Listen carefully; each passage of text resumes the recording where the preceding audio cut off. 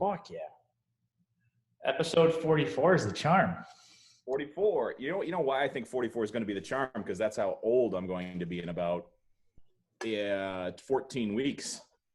Oh shit, let's go. 44. Big old SU 44 coming up this year. Oh, facts. How's your week going? So good. Did I contribute to any of the goodness? 1,000%, dude. It's like I feel like it like a broken record, but it's just like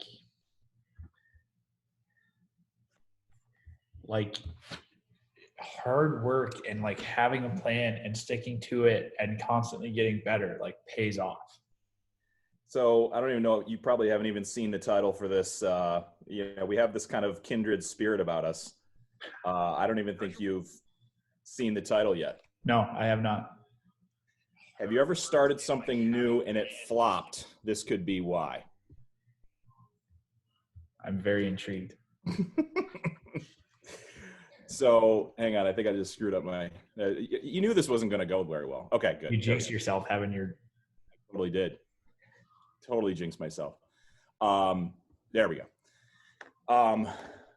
That's what I wanted to ask you about. And I think we're seeing a common theme. You know, you and I kind of fall into these themes week after week, especially because we have more calls together. We have more clients together. I think, the fact that we set that out last year and now it's coming to realization, I think is just a testament to what I wanted to talk about today, because it is top of mind.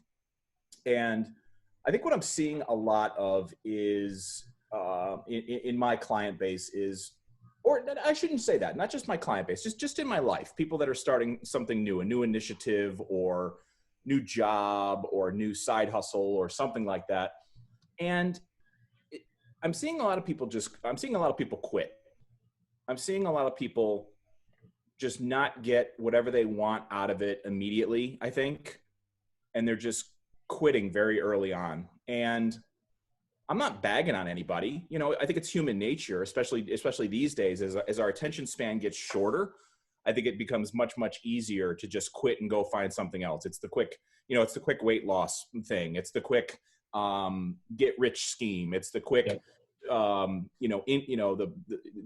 pyramid scheme. It's that whole thing. And I think we've all kind of fallen into it.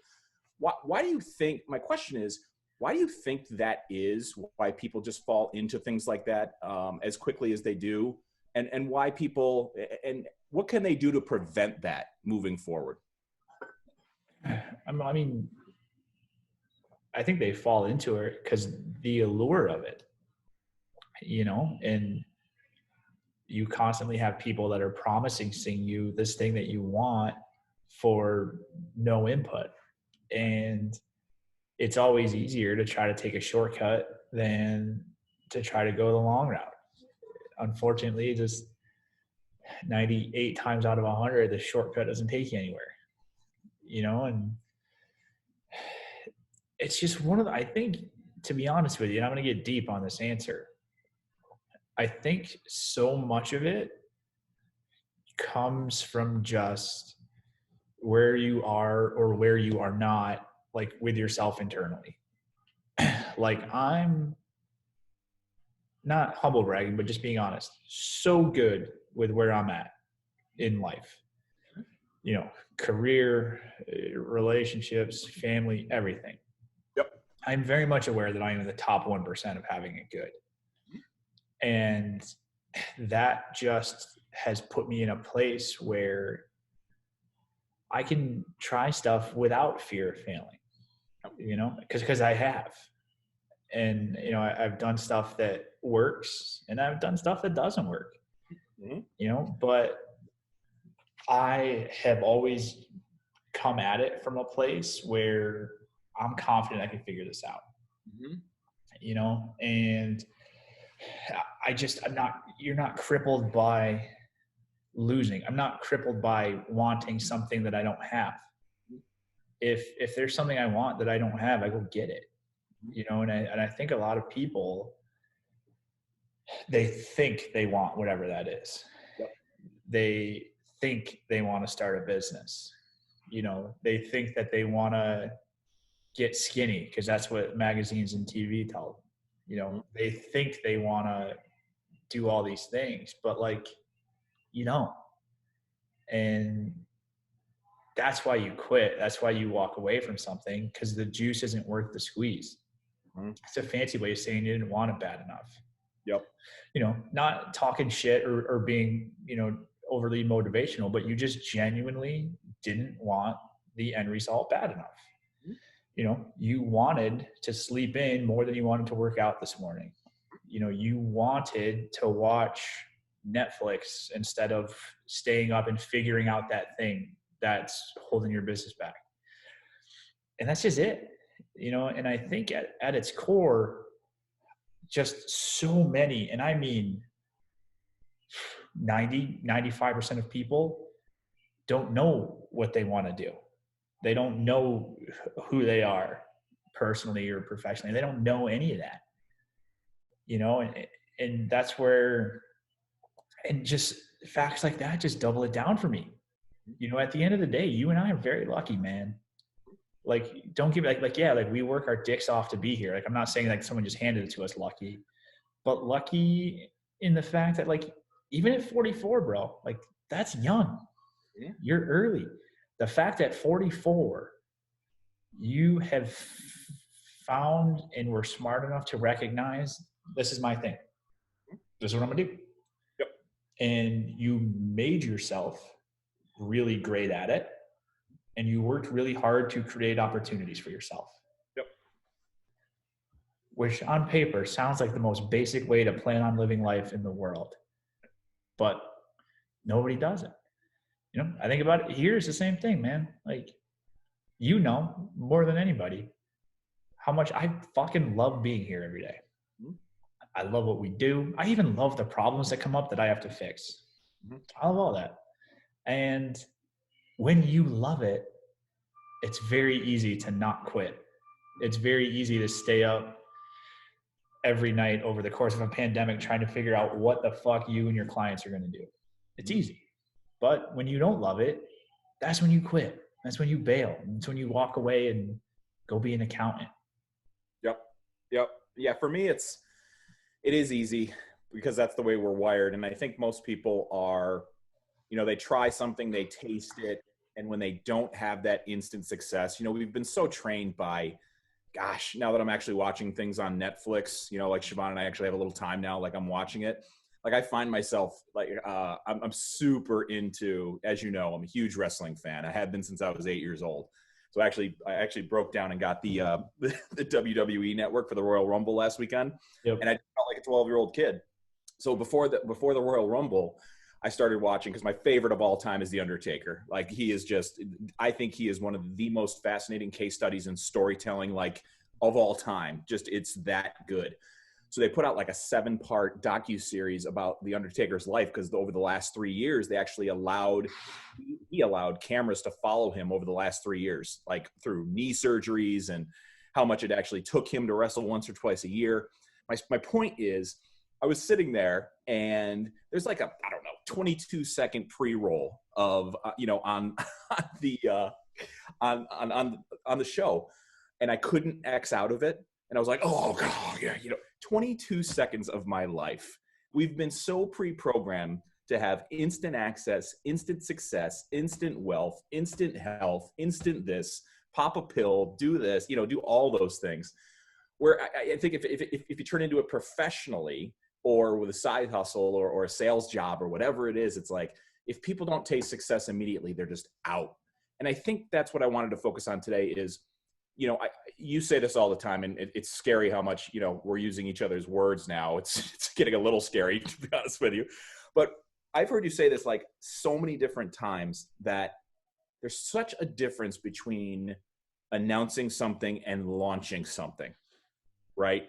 And that's what I wanted to focus on today, because I really wanted to bring value to people to show what is that big difference, how much time should we be spending leading up to something, and why launching something has so much more of a chance to be successful than just putting your flag in the ground and say we're here. So can you kind of break that down what you mean by that, and what you would do if you were announcing something, you know, if you were doing some sort of new initiative. Yeah. Well, I mean, I think that you just nailed it. Ben Riley's, unwillingness to sit through 22 seconds of that's not an anomaly. The entire world out there is more intensely against static and advertising than that. Yeah. And, everybody thinks that the world changes when it's them, whether I'm announcing a new business that I'm starting or a product that I'm releasing or anything like that.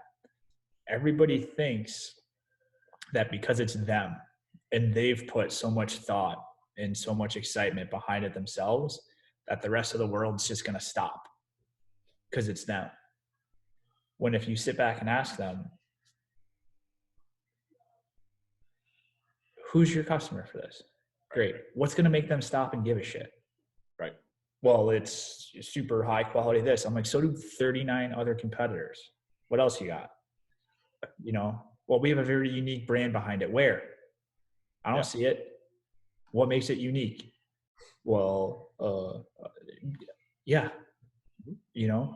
and like people just don't understand, like attention's really hard to get. Yeah. Like really hard. So hard that we literally built an entire business on getting it for people.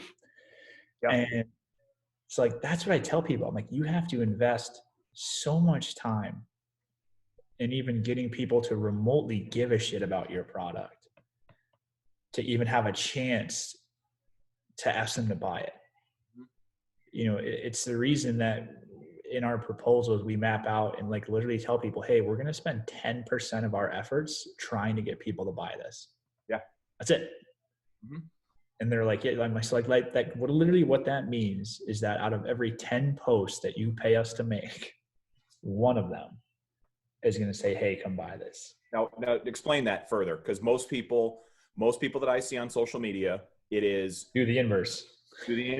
Our tasting room is open from 9 to 5. Our restaurant's open. Here's our menu. Here's everything. Mm-hmm. Now, why is it important to invert what you're thinking about doing from 9 to 1 storytelling to asking, to 9 to 1 asking to storytelling? Why? That's such a huge point. It's because nobody wants to be asked to buy anything. So by breaking it down in the most simplest of terms, you are spending 90% of your efforts doing something your customers don't want you to do. And think about people in your life. People that spend 90% of your interactions talking about or doing something you don't want them to do. How psyched are you to see them the next day? Not very. Well, guess what, man? That's what you're doing with your store or your brand or your website or your business. And it's just that simple. And what people don't realize is social media, or Facebook, Instagram, LinkedIn, whatever. It's not TV. It's not the radio. It's not ads in the newspaper. Like, you no longer get to hold people's attention hostage. Right. We talked about it a few weeks ago. I'm the last generation that had to watch commercials where this show was on Thursday at 8. And if you don't sit there Thursday at 8, you're not seeing it. There's no Netflix. There's no Hulu. Wasn't even TiVo for a while. A little throwback for you, right? So you had to be there. And I had to sit there and watch 2.5 minutes worth of commercials every 8 minutes. I had no other choice. You could try to skip through it, but heaven forbid you flip the channel and you come back and you missed 40 seconds, you're done, right? Yep. And a lot of people act like that's still how the world works, and it couldn't be further away. Mm-hmm.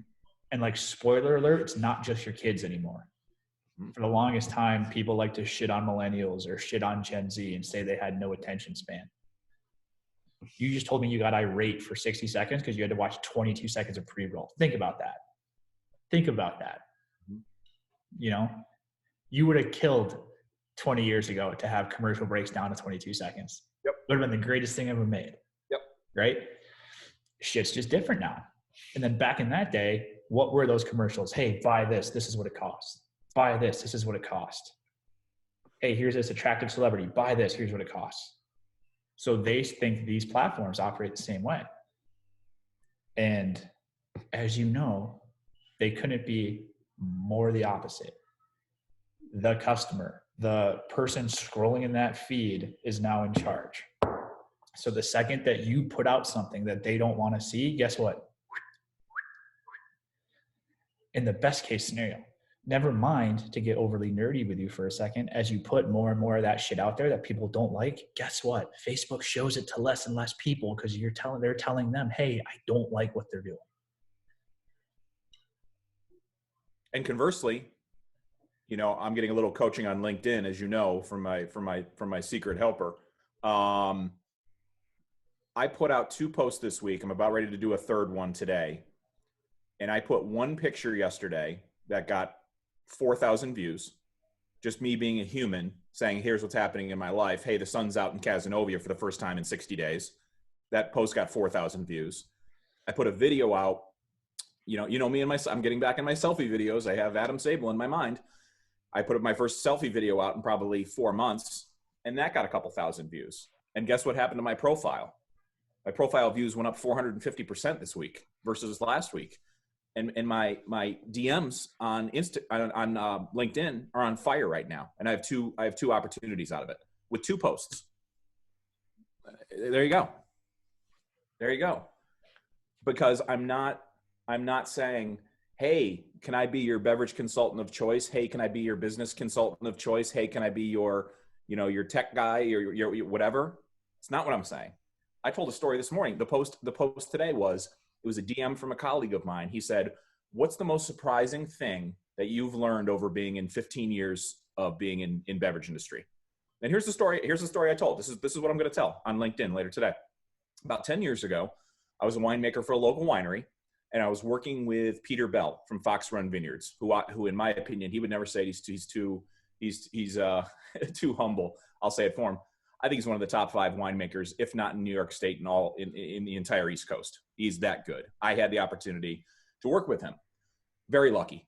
And about 10 years ago, we were doing a bottling run. I came down here. He goes, if you're going to learn about this industry, you're literally going to stand on the line and put corks on, and you're going to literally learn this industry. I go, great.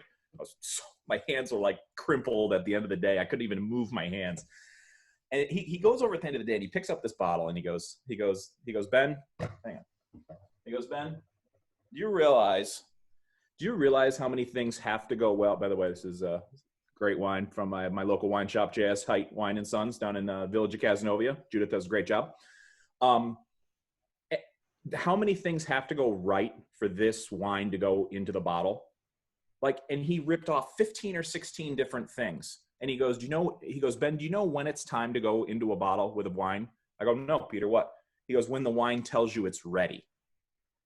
I go, and that just stuck with me. And now that I've had industry experience with sparkling water and energy drinks and blueberry Faygo and whatever, spiked seltzers, it's true with every beverage. So that was my answer today was, everything has to be perfect for this sparkling water to go into the can. The pH needs to be right. The water needs to be right. The seamer needs to be working. The cans need to be right. The print needs to be right. And that was my answer that I'm going to post on LinkedIn. And I think I hope it does well on LinkedIn today. But more importantly, it's more about telling the stories of the pillars that you're good in. You and I, we joke about it all the time. You and I are good at about 5 things in this world. That's it. That's about it. That might be generous, to be honest. Honestly, yeah. But if you keep talking about those 5 things, then all of a sudden you become that's me, sorry. You become the thought leader at some point, and that's when the opportunities come. It's not me with a flag saying, "Hey, can I be your celebrity beverage guy of choice?" It's not what I do. But on my LinkedIn profile, if you continue to tell great stories about the projects you've worked on, they're going to go over to my new LinkedIn profile and be like, "Oh, like this could be the guy we want to hire. Let's send him a DM." So for me, it's just like, it's just I want to know about your head chef. I want to know about your top dish. I want to know about the cider that you're bringing in. I want to know about the vineyard manager that's been with you for 42 years, retired 3 years ago, and still comes to work for free because he loves it so much. Like, that's what I want to know about. That's the wine I'm going to buy because that's the storytelling and the people that I'm buying from. Yeah. I mean, when you think about it, all it is it's like the things, like how I broke it down for somebody yesterday. I'm like, if we were a person, how would we want how would we make somebody want to be friends with us? That's the answer.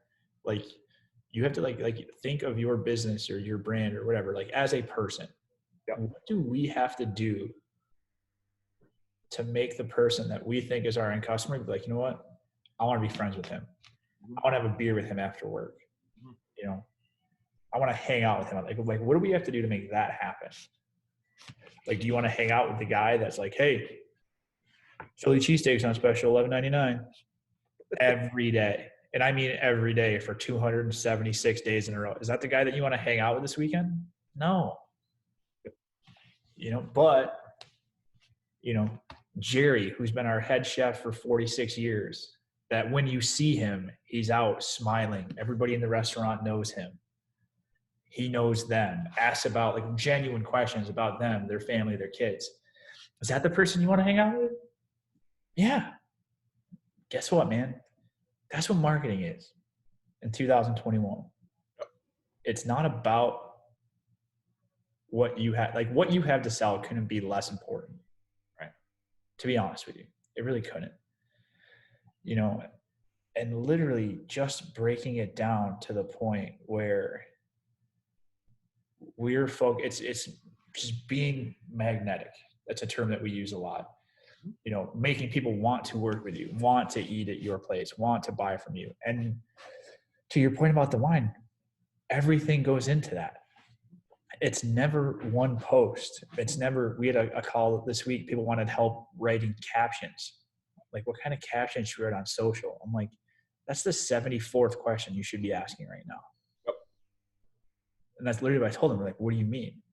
And I'm like, tweaking how you write a caption has nothing to do with it. Like, what are we talking about? Yep. What is our value? Like we have to decide all of that. And like your winery, like the wine thing is a great example. Everything goes into that. Everything. From your photo content to your captions to your logo to literally the verbiage that you use to your website, to your slogan, to the collateral that people get when they make a purchase, to how you follow up and make them feel once they become a customer. All of that. And if you don't have a plan for all of that, you're very vulnerable, and people don't get it. You know, like people that want to be hip and edgy and all that, but then give a shit when we use a slang word in an Instagram post, like, you don't fucking get it. This is just how it is now, you know? And that's where, like, as we've taken more and more responsibility for our people, where we're not just the social guys, where we're literally the strategy and the output, and to oversimplify, the branding guys, where we're like, hey, this is the voice of this brand. You know, there's two that you and I work on together where we have a very dialed in voice and heartbeat of what those two brands are going to be, you know, and everything that we do is going to reflect that, from the language on the website to the language on the can or the bottle to the slogan on the back of the packaging that may or may not be one of the greatest marketing slogans of all time. All of it. You know, and it's just baffling to me that that's still not clicking with people. And then, to borrow your term, they have the audacity to say, oh, Facebook's shutting us down because the government influences this platform. No, your fucking content sucks. And it has sucked for 9 months. Yep. That's the problem. But to bring it full circle, like you're saying, what's easier? to go in and audit and rebuild your communication strategy, or to blame the platform? Or this. Hand wringing. Do you know how long it takes to do that? Like, I'm seriously asking you. Do you have any idea how long this takes? No, but I feel like it's one of those answers that's going to be way longer than whatever I guess. Take a guess. 6 months. It's about triple that. This product, and for those listening, I'm holding a bottle of Cabernet Sauvignon, which I'll be enjoying thoroughly later tonight. This process takes about 18 months. So this is a 2019 vintage. So the grapes were crushed in 2019. That's how wine gets its vintage. So what happens is you harvest the grapes. So the vineyard manager collaborates with the winemaker, and they go together and they test the Brix of the grapes, which is the sugar content. So basically, the higher the sugar content, the higher the alcohol percentage will be based on the conversion of sugar that turns into alcohol. That's just science. So the winemaker and the vineyard manager go out and they start tasting. They'll taste, they'll do some refractory stuff. I'm not going to get overly wine nerdy with you. That'll be another show. But they come to a collaboration and they say, the grapes are ready to be harvested. So it's this big production, and usually they come out with this style of wine. They'll actually hand harvest. So they'll have probably 50 people that go out and pick by hand and have like those little satchels. Yeah. They'll put grapes like in the satchel, and then they'll fill it. They'll walk it over to what's called a T-bin, which is short for 1 ton bin. They'll dump it into the bin. They'll go back out and they'll do this for hours and hours and hours and hours. Then the grapes come into the cellar. Then you start crushing them. You start crushing the grapes. You start macerating the grapes. Then what happens from there with a red wine, how red wine gets its color, is you start the fermentation with the grapes on their skins. So grapes outside is called a skin. All wine that comes into the cellar is white until you ferment it on the skins. That's the only reason red wine has color. Otherwise, if you press this, you could press this clear. You could actually make a clear or a white Cabernet Sauvignon. So I'm telling you all these steps is because if I were the owner of Bread and Butter Cabernet Sauvignon, and I put something together, a campaign together to tell that story for 18 months, even before that, even before the grapes are picked, you can go through the growing season. You could talk about pruning the leaves. You can talk about thinning. You can talk about sunlight. You can talk about soil and nutrients. And I get overly excited and nerdy about wine stuff. But you have almost 2 years of storytelling where you could target people like myself who are a big fan of Cab Sauvs. And I could be emotionally invested in this. Yep. Or you say it's for sale. Or the other way is, yep, I'm just not going to post anything. Hey, Bread and Butter Cab Sauv 2019, $29.99. There it is, for sale. Yep. I mean, when you break it down to that level, it seems very, very simple. But the hard part is posting about which yeast nutrient the winemaker is going to use to bring the floral notes out of the Cabernet Sauvignon. Why does red wine have a color and white wine does not? Sit down with your winemaker for a 45-second video and explain that. When I tell people that story, how red wine gets its color by getting fermented on the skins, otherwise it would be a white Cabernet, people's look on their, even to this day, people's look on their faces are like, holy crap. Like, I didn't know that. Is that really? I thought they added like food coloring, and I thought they added this, and I thought they added that. No, that's how red wine gets its color.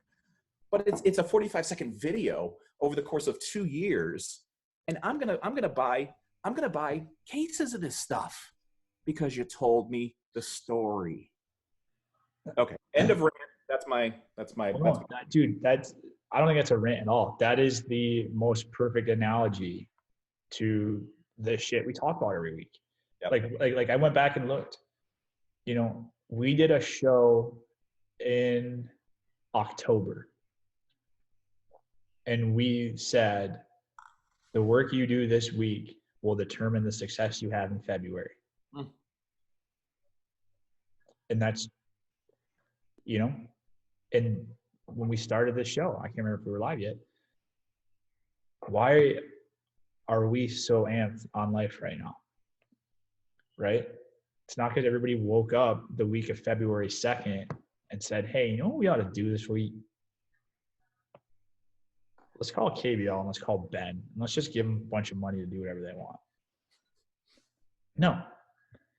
These are people that you've either been directly conversing with or have been following your content or listening to your podcast or seeing you around town and all of that. And over the course of those 6 months, some combination of all the shit that you've done has made a light go off. We're like, fuck, he really knows what he's talking about. So guess what?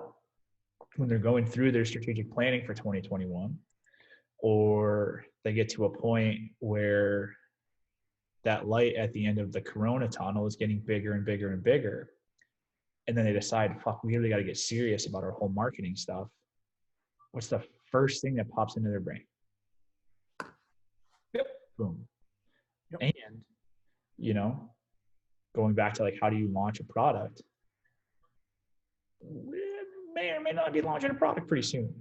So guess what we're going to do? With the permission of our buddies up north, we're going to fucking document the shit out of that. And we have been.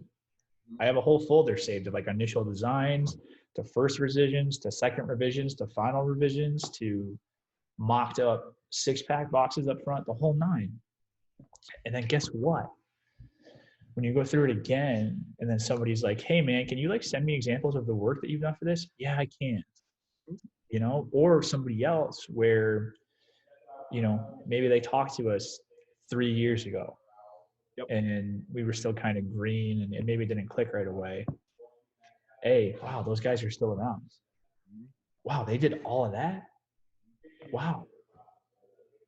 Wow, Ben's on some TV show that might be out. I don't know, you know, but stuff like that.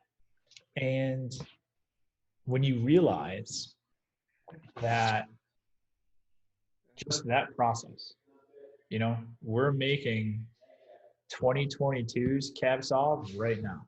Yeah. So if the 2021 cab solves sucked, guess what, man? You fucked up an hour ago. If your business is slow right now, guess what? You weren't working super hard October, November, December. You weren't innovating, or you weren't changing, or you didn't have vision that allowed you to look ahead to what this was going to look like right now. Yep. And that's a tough truth for a lot of people to swallow, but it's an accurate one. And I think it goes down to your storytelling doesn't need to be perfect. I could even challenge, I don't want it to be perfect. I would advise you for it not to be perfect, because two things apply here. Number one, it's never going to be perfect. And number one, what the hell does that really mean anyway, that it's going to be perfect? And number two, there's a reason The Office back in the mid 2000s was a huge hit. It's because it wasn't a static camera. It was it's Jim, and it's, and I'm talking a little out of turn. I didn't watch it much, but it was that real, it felt like you were literally in the room.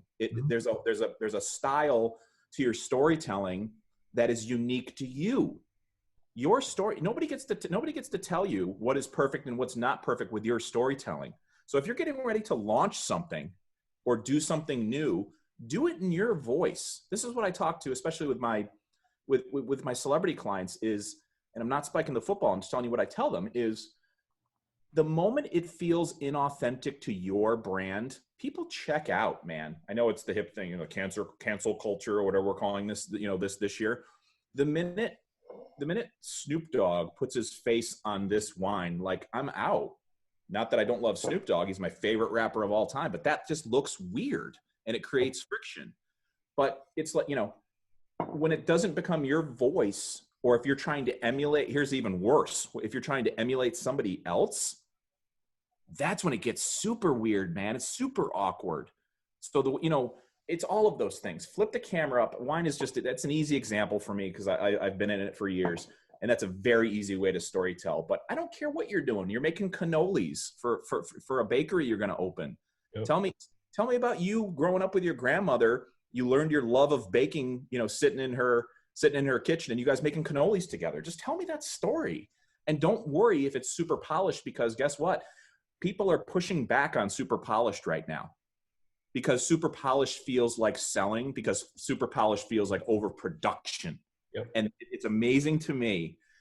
That's how our culture is going right now. It's the super grainy, super whatever. I was just having this conversation the other day with my guy that's helping me on LinkedIn. And I go, it doesn't look great. And the angle and then this and then this. He goes, Ben, you're walking your dogs in upstate New York. The sun is out. He goes, it's going to resonate with people because that's just literally what's happening in your life and you're documenting it. And I think that's how people could I think that's a huge hurdle for people, that it's not polished and it doesn't look great. Guess what? Nobody cares because that's what they're consuming anyway. Yeah. I mean, like I always tell you, the only perfect content is what you do every day. If you put something out every day, then that's perfect. Yep. You know, because what that does, like what we always tell people, it's the most rapid instant feedback machine that exists. When you do good shit, the internet will let you know. When you miss, the internet will let you know. So then all you have to do is go back and look, be like, wow, this stuff really worked. Guess what? Do more of that. Wow, I thought this would be better, but it really hasn't. And we've done like 6 posts like it now. Guess what? Change that. Don't do it. You know, and that's really what it breaks down to, man. And it's funny. We've really refocused into eating our own dog food on that this year. And it's already been so night and day for us that it just kind of pisses me off that we didn't really refocus earlier, but it's whatever. But literally before we got on the show, my buddy texted me. I sat down with him a couple of weeks ago and I'm like, works in sales. So he's out and about all day, every day.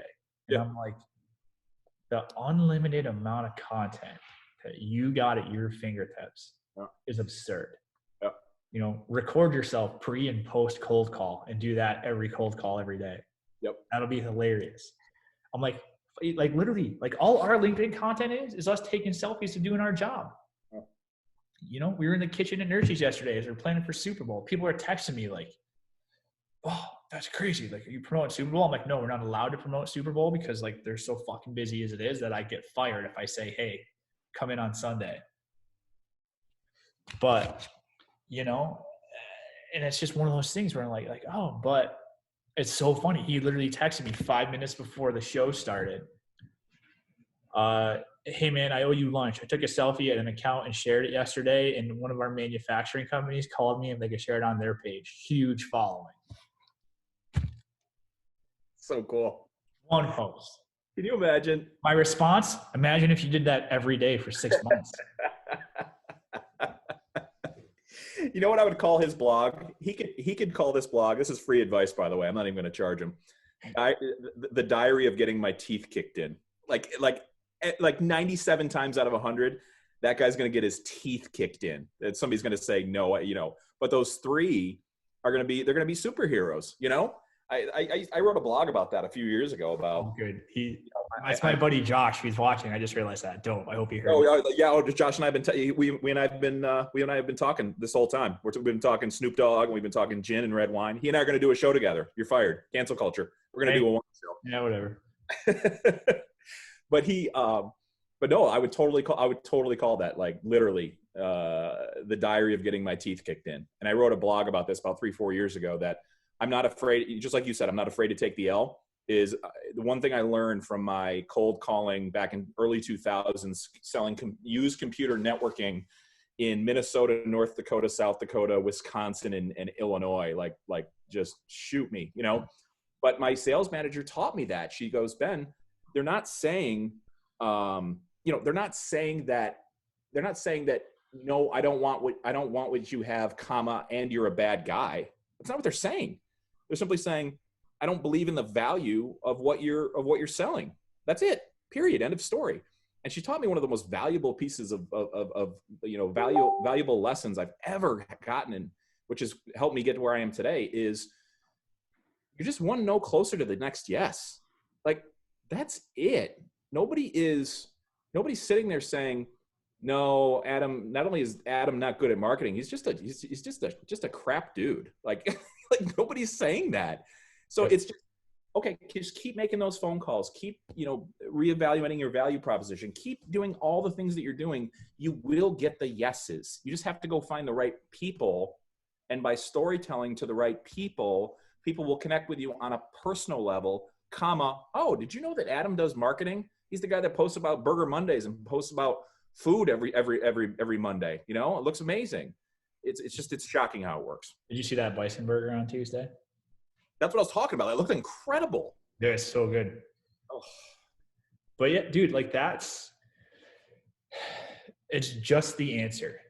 By nature, people, the whole vocal minority thing is becoming more and more apparent to me. The amount of people that just like to shit on other humans and talk about how bad social media is and all that other stuff.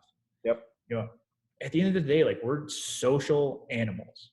Yep. We like being around other humans. We like talking and watching and interacting and commiserating and dreaming together. Like that's just what we do. We've done it for millions of years. That's all this is. Like why we say, like, call it, your behind the scenes extra, call it your own reality show of your life. Like, go back to The Office. That's why that worked. That was a scripted reality show for an office that most people, everybody has a Dwight and a Jim and in their office, right? But that's all it is. And like, you're 100% right. Like, our marketing never talks about the results that we generate for our clients. Mm-hmm. It talks about the relationship that we have with them. Mm-hmm. If you look, somebody told me the other day, they're like, hey man, is there ever a time that you're not going to be grateful for the partnership you have on LinkedIn? And I'm like, no, because I am. Being a small business owner in a small town in upstate New York, I very much understand the responsibility that somebody is taking this part of their business and literally putting it in my hands. Yeah. There is going to be some amount of their success or their failure that's going to be on me. Yep. And the people that have done that and will continue to do that for years and years and years, yeah, I'm fucking grateful for that, man. And the fact that somebody pays us what they pay us for as long as they have, and we're still fucking bros with them, what does that tell you about what a relationship with KBL looks like? It tacitly tells you, well, it must be generating a return if they're going to keep paying them, right? Yep. Fuck, man. Like, the owner comments on his post talking about how grateful he is for the relationship, and they're high-fiving and having fun. That sounds like a person I want to be friends with, that I want to work with.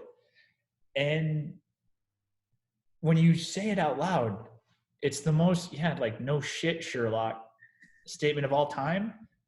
But show me other people that are doing that. Yep. And I bet you they're winning if they're doing it. All right, let's bring it full circle. Our mutual friend Olivia is in the chat, and let's finish with this question. This is great.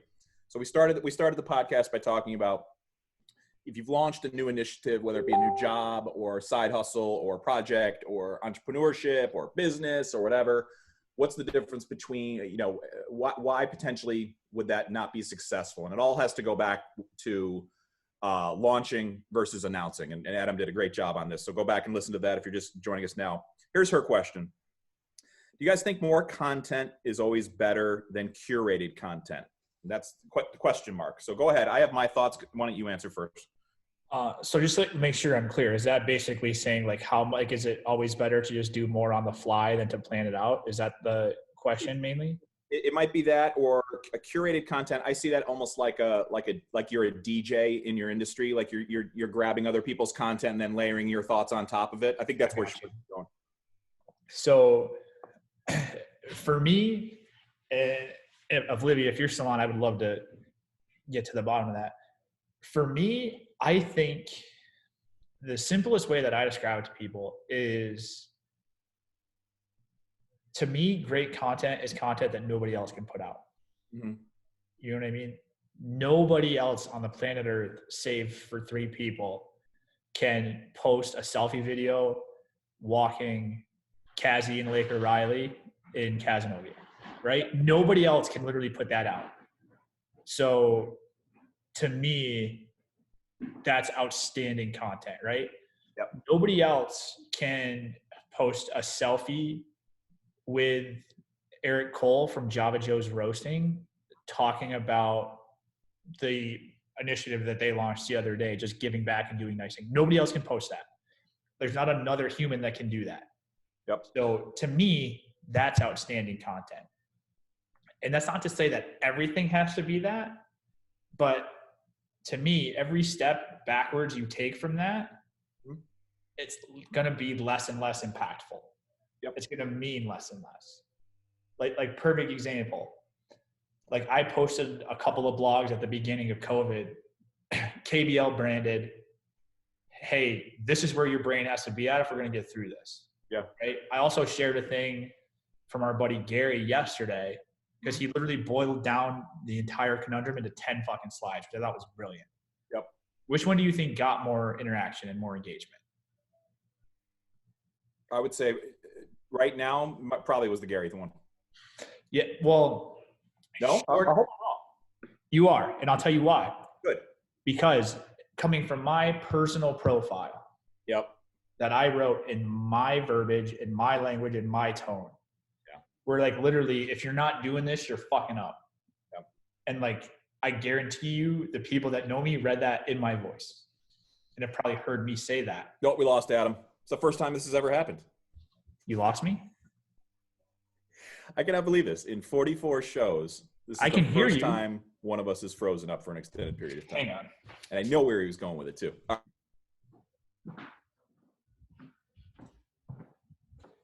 got frozen, bro. Apparently.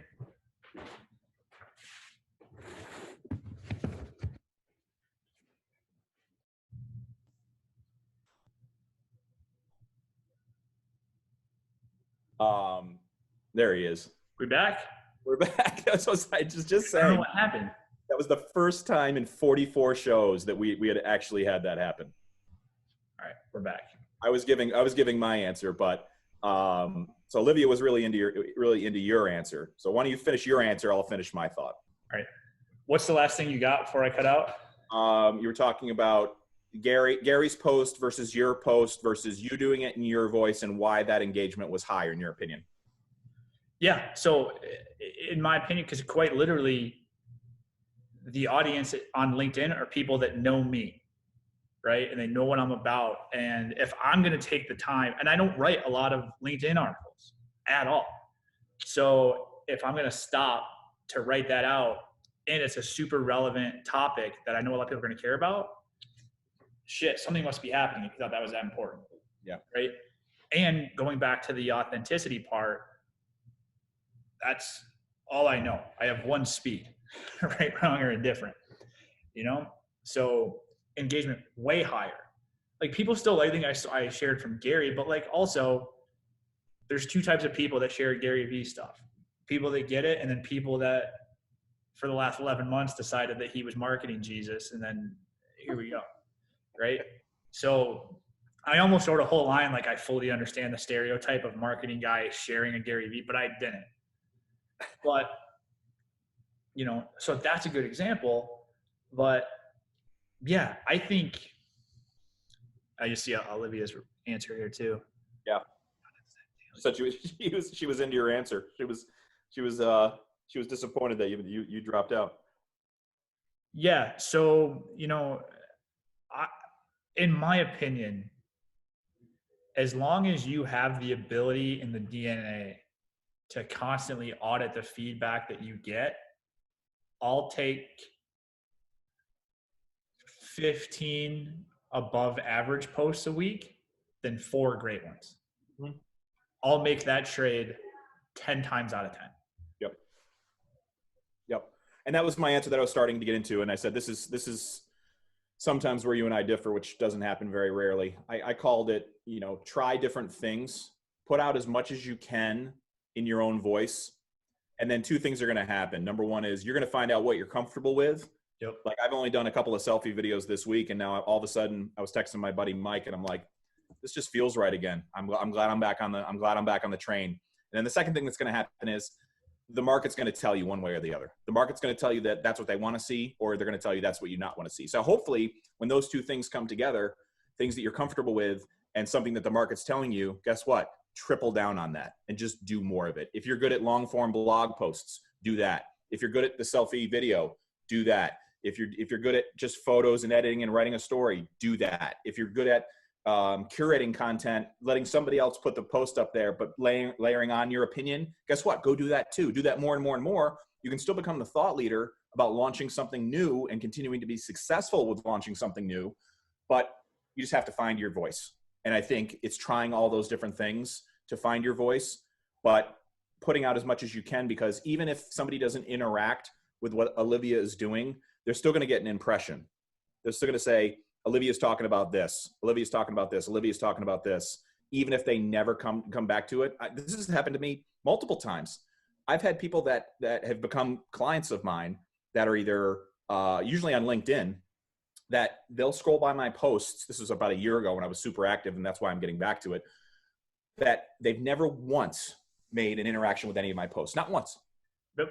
But they texted me and they're like, hey, I've noticed on LinkedIn, this is what you're up to, XYZ. Can we have a discussion? I was like, who the heck is this person? They've never once interacted with any of my stuff, but it left those impressions that I've never even thought about. So that's my answer, Olivia. I hope it helps for sure.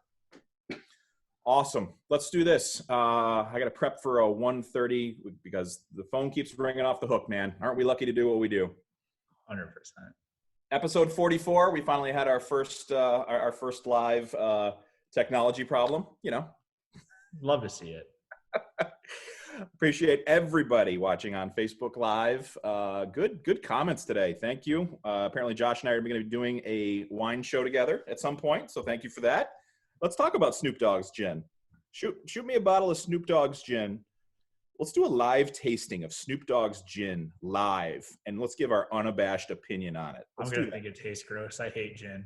I do too. That's the problem. Unless it's mixed with cucumber and lime and put in a can with great branding, in which case I'm in. You're in. If you're watching, so Josh, hit me up through Adam. Adam will give you my number. For sure.